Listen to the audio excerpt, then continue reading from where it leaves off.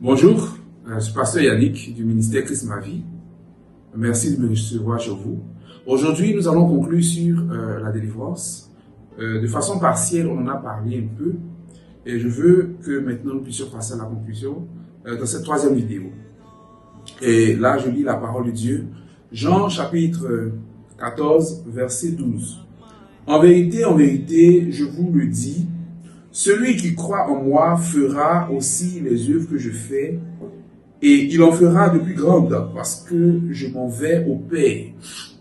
Amen. Ce que le Seigneur Jésus est en train de dire ici, c'est que la foi nous met en position de responsabilité pour faire ce que Jésus lui-même fait. Je vais encore lire Éphésiens chapitre 2, verset 10. Il est écrit, car nous sommes son ouvrage, ayant été créés en Jésus-Christ pour de bonnes œuvres que Dieu a préparées d'avance, afin que nous les pratiquions. Donc Dieu nous a créés en Jésus-Christ pour de bonnes œuvres. En d'autres termes, avec de bonnes œuvres que Dieu a préparées d'avance pour que nous puissions marcher là-dedans.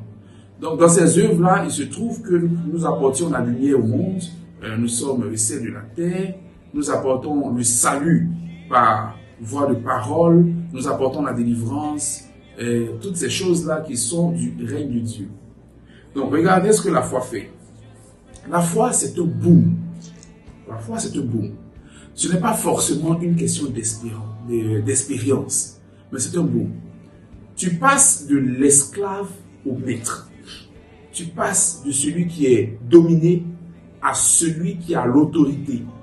Celui qui était esclave de la maladie à celui qui guérit les malades.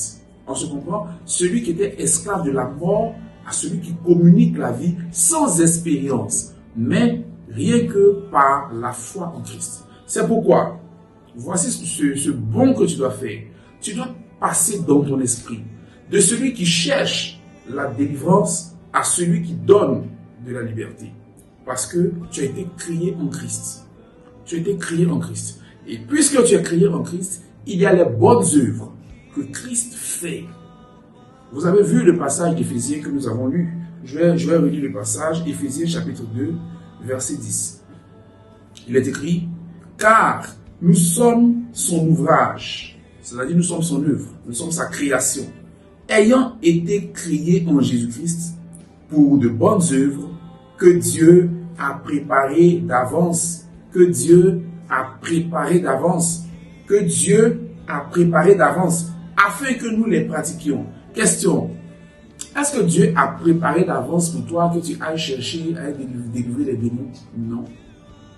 Est-ce que Dieu a prévu d'avance, il a organisé d'avance que toi tu sois en train de te battre pour être guéri d'une maladie? Non. Il y a autant de questions. Est-ce que Dieu a préparé d'avance que tu sois en train de te lamenter pour avoir rien qu'un business qui marche, qui réussit? Non. Un enfant? Non. Ça peut pas être des œuvres que Dieu a préparées d'avance. Sinon, quelle est la bonne nouvelle dans ce contexte? Ce n'est pas une bonne nouvelle. Mais la bonne nouvelle, c'est qu'il y a des œuvres dans lesquelles Dieu se reconnaît et ces œuvres-là sont faites quoi? Sont en Christ. Donc, Dieu t'a créé en Christ pour de bonnes œuvres. Et Jésus, quand on a lu le premier texte, il a dit, Jean chapitre 14, verset 12, il est écrit, en vérité, je vous le dis, celui qui croit en moi fera aussi les œuvres que je fais.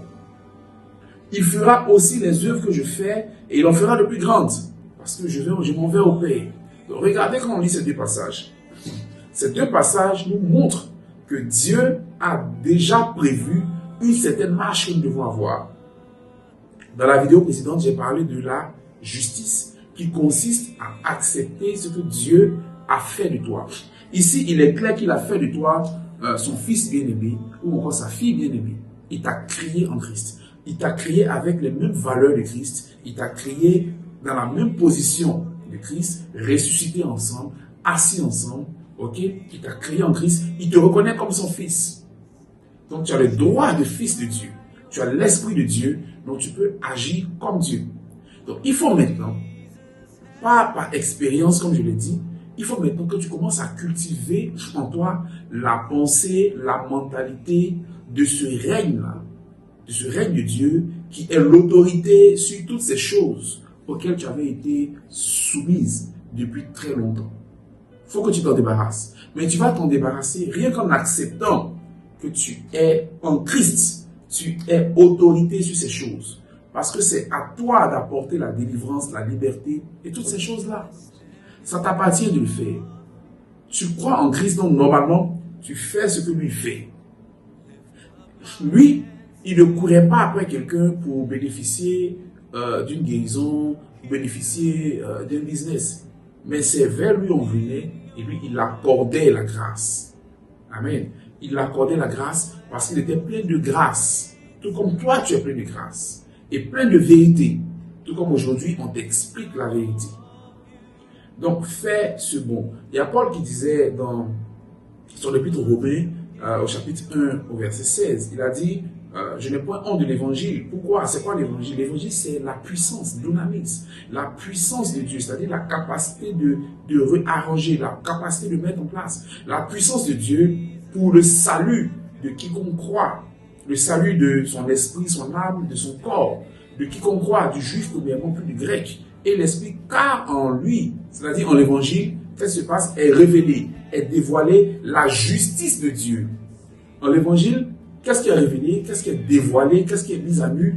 C'est la justice de Dieu sur le principe de la foi. Par la foi et pour la foi. Donc, la bonne nouvelle, c'est que Dieu nous a dévoilé, il nous a expliqué ce que c'est que sa justice à lui, qui consiste pour nous d'avoir foi en ce qu'il dit qu'il a fait de nous. On a pris le cas d'Abraham. Et quand tu crois ce que Dieu dit qu'il a fait de toi, tu te mets dans cette conscience et désormais tu définis ta marche. Donc vis-à-vis des liens héréditaires, des démons, des blocages, de toutes ces choses, il faut maintenant que tu prennes position. Et quelle position? La position que tu vois en Christ. Parce que tu es créé en Christ. Parce que tu es un seul esprit avec lui, nous le savons. Tu es un seul esprit avec le Christ. Donc c'est le moment de te revêtir de la mentalité du Seigneur et d'exercer ton autorité, frère. Pareil, sœur. Donc ne dis plus que ce sont les sorciers, les démons qui tiennent ton mariage, qui bloquent ton foyer, qui bloquent ton business, qui font ces choses. Lève-toi et casse ce rythme, casse, je dis cette boucle qui ne finit pas, parce que durant des années et des années, tu vas te rendre compte que tu as toujours prié pour les mêmes choses, tu as même fait des offrandes pour les mêmes choses, on a prié sur toi, tu es tombé pour les mêmes choses, mais il se trouve que c'est quelque chose qui est récurrent. Et tu vas voir que ça se répète chaque année, toujours les mêmes choses. Tu rentres dans une nouvelle année en déclarant que cette année-ci, 2022 est mort, 2021, 2020. Mais qu'est-ce que tu constates? C'est que les choses continuent et ta position ne bouge pas. Alors qu'en réalité, Dieu t'a fait asseoir ensemble avec le Christ au-dessus des dominations, au-dessus des autorités. Ce que tu dois faire, c'est de changer juste ton intelligence. Paul disait, laissez-vous transformer par le renouvellement de votre intelligence.